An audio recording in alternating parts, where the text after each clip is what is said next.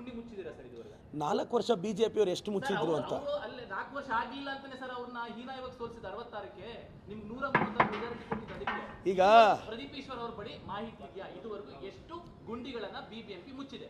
ಈಗ ನಾವು ಮುಚ್ಚಬೇಕು ಅಂತ ತೀರ್ಮಾನ ತಗೊಂಡಿದ್ದೀವಿ, ಕಂಪ್ಲೀಟ್ ಮಾಡ್ತೀವಿ. ಇದುವರೆಗೆ ಎಷ್ಟು ಮುಚ್ಚಿದ್ರೆ? ಸ್ಟಾರ್ಟ್ ಮಾಡಿದ್ದೀವಿ. ಈಗ ಉದ್ಯಮಿಗಳು ಇಲ್ಲಿ ರಸ್ತೆ ಗುಂಡಿ ಇರೋ ಅಂತ ಹೇಳ್ತಾರೆ. ಒಂದು ಇವತ್ತು ಕಿರಣ್ ಮಜುಮ್ದಾರ್ ಶಾ ಒಂದು ಟ್ವೀಟ್ ಮಾಡಿದ್ದಾರೆ, ಈ ಕಸ ವಿಲೇವಾರಿ ಸರಿಯಾಗಿ ಆಗ್ತಾ ಇಲ್ಲ, ಇದು ಹಾಳಾಗೋದಕ್ಕೆ ಜನರು ಕೂಡ ಕಾರಣ, ಅಧಿಕಾರಿಗಳು ಸರಿಯಾಗಿ ಕೆಲಸ ಮಾಡ್ತಾರೆ ಅಂತ. ಅಂದ್ರೆ ಉದ್ಯಮಿಗಳು ಕೂಡ ಟ್ವೀಟ್ ಮಾಡಿ ಈಗ ನಿನ್ನೆ ನಮ್ಮ ಮುಖ್ಯಮಂತ್ರಿಗಳು ವಿಪ್ರೋ ಅಜೀಂ ಪ್ರೇಮ್ಜಿ ಅವ್ರಿಗೆ ಪತ್ರ ಬರೆದು ಆ ಟ್ರಾಫಿಕ್ನ ಕಂಟ್ರೋಲ್ ಮಾಡೋಕೆ ಅಲ್ಲೊಂದು ಅವಕಾಶ ಮಾಡ್ಕೊಡಿ ಅಂತ ಕೇಳಿದ್ದಾರೆ. ಒಂದು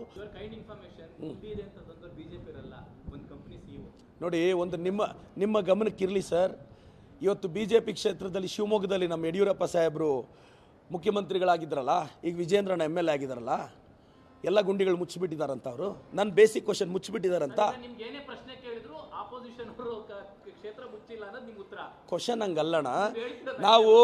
ನಾವು ರಸ್ತೆ ಹಾಕಿದ್ರೆ ಆ ರಸ್ತೆಯಲ್ಲಿ ಕ್ವಾಲಿಟಿ ಇಲ್ಲ ಅಂದ್ರೆ ಗುಂಡಿ ಬೀಳುತ್ತೆ.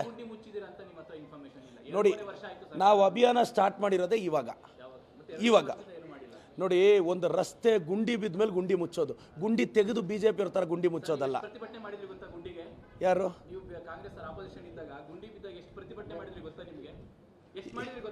ಈಗ ನೋಡಿ ಸರ್, ನನಗೆ ಗೊತ್ತಿರೋ ಪ್ರಕಾರ ನೀವು BJP ಸೇರ್ಕೊಳ್ಳಿ ಸರ್, ಒಳ್ಳೆ ಫ್ಯೂಚರ್ ಇದೆ.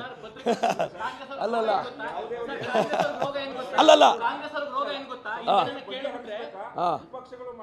ಇಲ್ಲ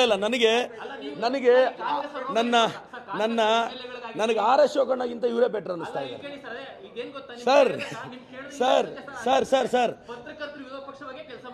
ಇಲ್ಲ, ನಾನು ಹೇಳೋದೇನು ಗೊತ್ತಾ,